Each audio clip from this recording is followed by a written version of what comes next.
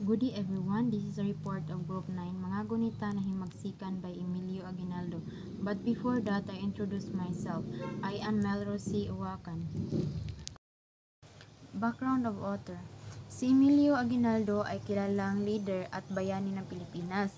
Siya ay pinanganak noong Marso 22, 1869 sa Kawit, Cavite. Si Aguinaldo ay pampito sa kanilang 8 magkakapatid.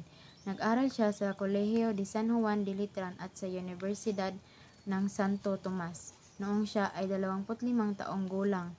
Siya ay nahalal bilang kapitan ng bayan ng Kawit. Si Aguinaldo ay may 2 asawa at 5 anak. Ang mga asawa niya ay sina Hilaria Aguinaldo at Maria Agoncillo. At ang mga anak niya ay sina Cristina Aguinaldo Suntay, Emilio Aguinaldo Jr., Miguel Aguinaldo, Carmen Aguinaldo Milencio at Maria Aguinaldo Poblete.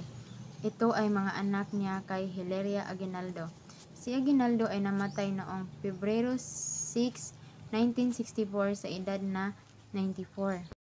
Siya ang unang Pangulo ng Republika ng Pilipinas noong 1899.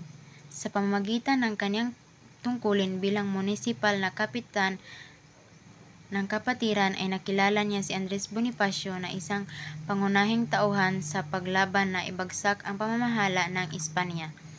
Pinamunuan din niya ang isang bigong pang-aasal sa Espanya noong 1896. Noong 1950, siya ay nag-iisang tagapayo ng pangpanguluhang ng Konseho ng Estado. Naman ay ang historical background. Ang unang volume ng Mga Gunita ng Himagsikan ay isinulat ito sa Tagalog ni Emilio Aguinaldo gamit ang kanyang sulat kamay noong 1928 to 1946 at isinalin din niya ang Memoirs of the Revolution noong 1967. Noong 1896, nagsimula ang himagsikang Pilipino laban sa mga mananakop na Kastila. Si Aguinaldo ay naging pinuno ng mga revolusyonaryo sa Cavite at nagtagumpay sila sa laban sa mga Kastila noong July 12, 1898. Nagdeklara si Aguinaldo ng kalayaan ng Pilipinas mula sa Espanya. My name is Shanray Makahibag. The Battle in Imus. Aguinaldo wrote about how he felt delight and nervous being it is his first time to plan an attack against the enemy and receiving support from a lot of people. It is the first time he is faced with such tremendous challenge to create strategic decisions and make it quickly. Aguinaldo has a high level of authority within the group and is able to command his men to their next move. He recounted when he made it to the door of the hacienda. Even when the Guardia Civil keep raining them with bullets, with only his sergeant on his side, the fight is a bloody one that prompted him to scope the area and find a vulnerability and would favor them. He was able to enter the convent only to find out that people they fighting against fled the scene already. Defeat of Brigada Aguirre. Aguinaldo went to Imus after he received the news about the threat of the city being captured. He arrived and strategized. He ordered his troops to remain quiet and stay low even if the enemy kept firing. They were able to trick the opponent, making them vulnerable to Aguinaldo's troops, killing a lot in the process. General Aguirre, while running away, Joffrey disabled Dimando, but Aguinaldo didn't manage to capture him. But regardless of that, they won. The people of Imus cheered for them, shouting, "Mabuhay ang Tagalog." Aguinaldo immediately urged to establish a punong bayan to facilitate Imus, which went GOC Tagle, and the people agreed. Everybody is happy, and Aguinaldo went back to Cavite, El Viejo, where he was also greeted by the people. Aguinaldo was made aware of what happened in Tejeras Convention. He was informed by the people present in the convention. They refused as to why Supremo Bonifacio suggested the assembly and want to unify the factions perpetuated the heated dispute in the event. Aguinaldo was hesitant to leave his post and take oath as the president. He said no. A few hours passed, and his brother General Crispolo Aguinaldo personally went to take over his post in Pasong Santol and vowed to defend it with his life. That convinced him to leave Pasong Santol and go to the Hacienda in Tejeros. They arrived, but the entire convention is moved to Santa Cruz de Malabon because Supremo ordered to close the Hacienda. All of the elected officials are except from Ricarte and Bonifacio.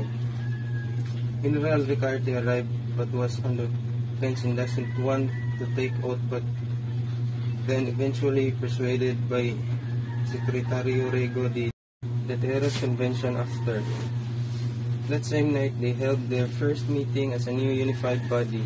Aguinaldo wanted to station all Magdiwang troops that are not facing any immediate threat to transport to Pasong Santol. General Ricarte decided to leave the meeting claiming he is not feeling well. The remaining two people in the meeting agreed to Aguinaldo's plan.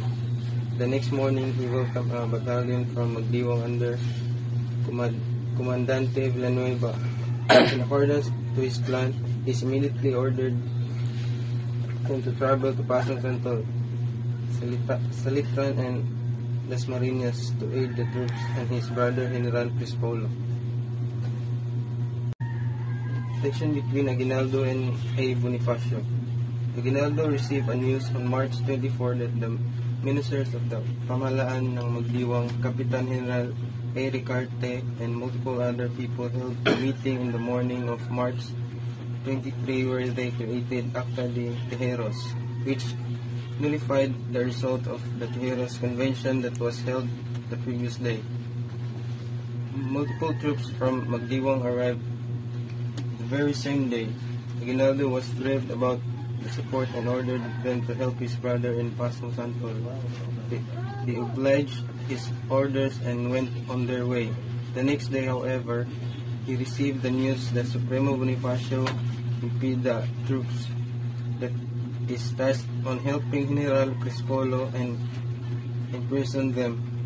Much to the dismay of Aguinaldo, March 25, when Aguinaldo received the news that his brother died fighting, that Pasong Santol was now under the rule of the enemy of the revolution.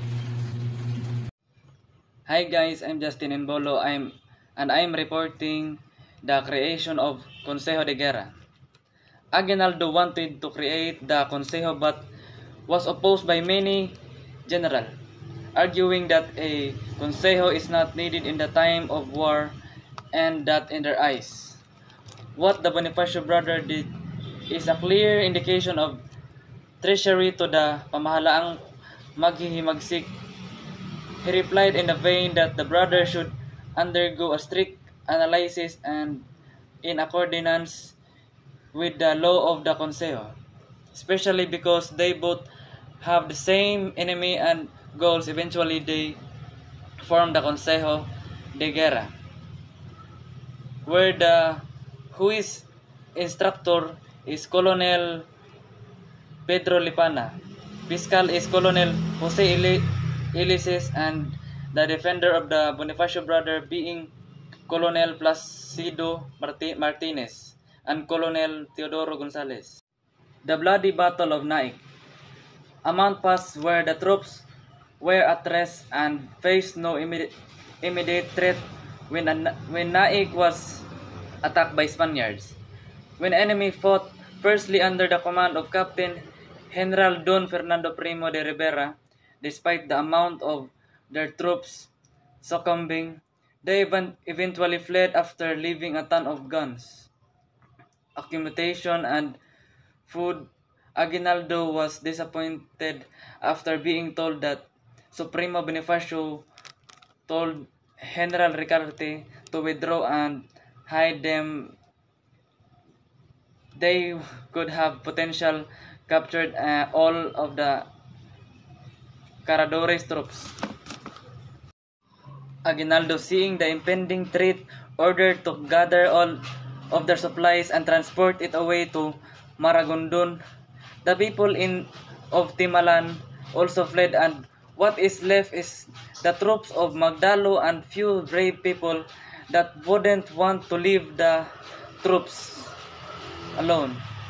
Aguinaldo felt the immense danger dawning upon them. The Spanish troops are seeking revenge after their multiplied defeats. They were defeated in Timbalan and extremely despite it. They firstly fighting and launching cannons at them and howling bombs at Aguinaldo's troops. A general encouraged Aguinaldo to burn the entire town since they would probably lost Naik, but the refused, saying the people of Naik, we be at great loss. They were being attacked in every direction. Aguinaldo is losing many of his own men until a one regiment is the only one left.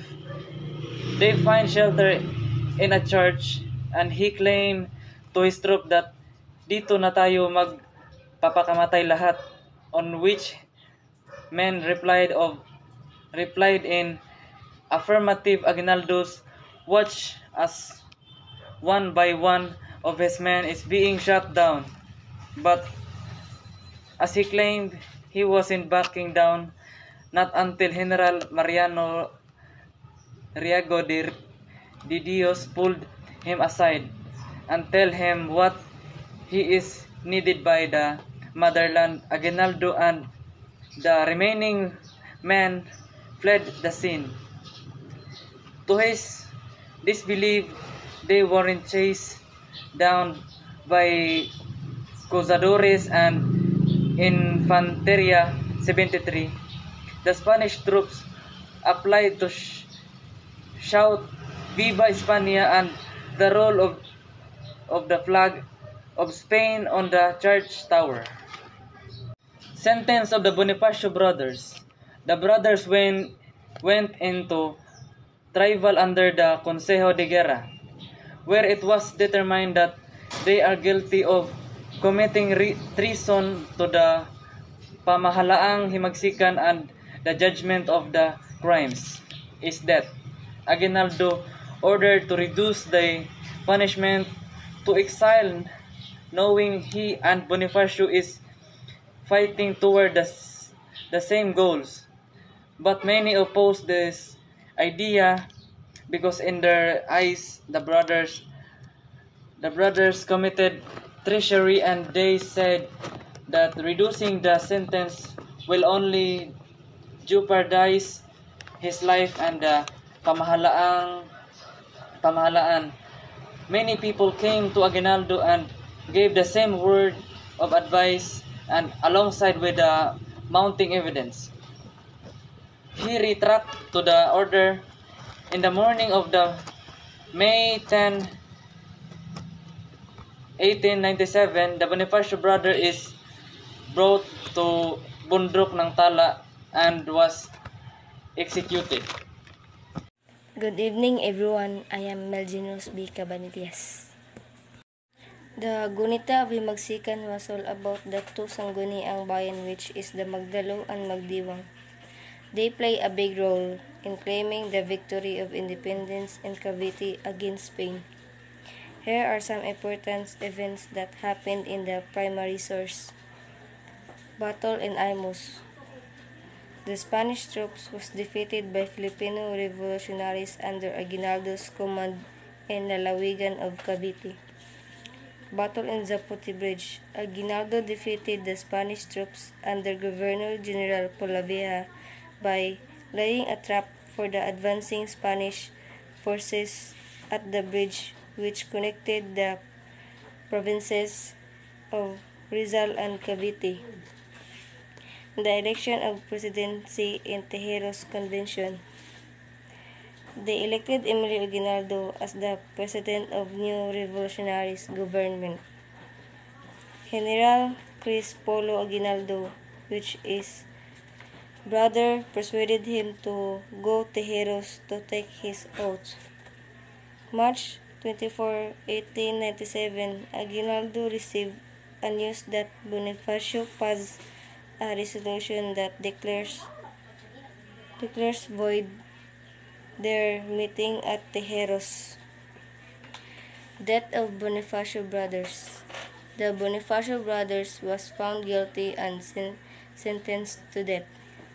Aguinaldo stated in the Gunita of Himagsikan why he wrote his book, to remind Filipino to learn from what happened during the revolution, and as a nation we should realize the importance of unity. That's all. Hello everyone, before I start, let me introduce myself. I'm Renalyn Libod-Libod, the last reporter, and my topic for today is contribution of the document in understanding the grand narrative of Philippine history and the relevance of the document to contemporary times. Sa pamamagitan ng linya na ito, marami tayo nalaman tungkol sa mga nangyari habang nasa pananakop tayo ng mga Kastila. Nariyan ang kaganapan sa Battle of Imus na sa unang strategy ni Andres Bonifacio ay hindi sila nanalo. Ngunit gumawa ulit sila ng plano kasamang ibang general at ng mga kapitan at ito ay nagtagumpay. Sumunod ang laban sa Sokoto Bridge sa pumuno ni Emilio Aguinaldo. Nagtagumpay sila dahil sa ginawa nilang plano na hulog sa patibong ang mga Kastila. Kasama din sa malagang impormasyong nandito ay ang eleksyon na naganap sa Tejeros Convention para sa susunod na Pangulo. Naging mahigpit ang kanilang labanan sa pamamagitan ni Andres Bonifacio at Emilio Aguinaldo at ang kanilang partidong magdalo at magdiwang. Sa mga nangyaring labanan sa pagitan ng mga Pilipino at Kastila, kinailangan ang pagkaisa ng mga Pilipino upang makamit ang ating tagumpay. Mababasa ang ilang mga pagkakaisa ito sa memoir na ginawa ni Emilio Aguinaldo. Gaya na lamang ang pagkaisa ng mga matataas na opisyalis noon upang bumuo ng mga mahusay na katipunero para sa matinding himagsikang naganap, makamit lamang ang ating kalayaan. Maraming buhay ang isinakripisyo upang makamit ang ating kalayaan na mayroon tayo sa ngayon. Makikita ito sa labanang nabanggit sa memoir ni Emilio Aguinaldo. Gaya na lamang ang nangyari sa Bloody Battle in Dait, maraming buhay ang nasawi kaya dapat lamang napahalagahan natin ang kalayaang mayroon tayo sa ngayon. Dahil di natin ito makakamtan kung wala ang pagsasakripisyo ng mga taong nasa labanan noon at pati na rin ang mga ideya na mayroon sila upang makamit ang kalayaan natin mula sa mga Kastila.